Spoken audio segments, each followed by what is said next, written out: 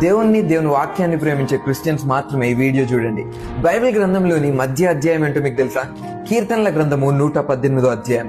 అయితే దాని ముందు అధ్యాయమైనటువంటి 117వ కీర్తన 2వ వచనాలతో బైబిల్లోనే అతి చిన్న అధ్యాయంగా ఉంది. అలానే దాని తర్వాత అధ్యాయమైనటువంటి 119వ కీర్తన 176 వచనాలతో బైబిల్లోనే అతిపెద్ద అధ్యాయంగా మనం చూడవచ్చు.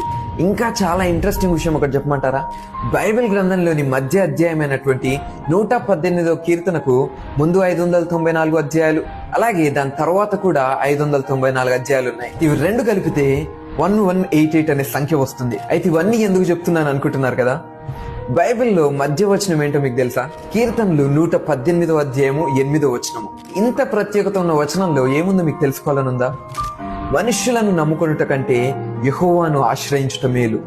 నిజమే కదా, దేవుణ్ణి ఆశ్రయించడం ఎంతో మేలు. ఎందుకంటే ఆయన నమ్మదగిన వాడు. మీ జీవితాల్లో కూడా దేవుడు ఆశ్రయంగా ఉంటే దేవుడే నా ఆశ్రయం అని కమెంట్ చేయండి.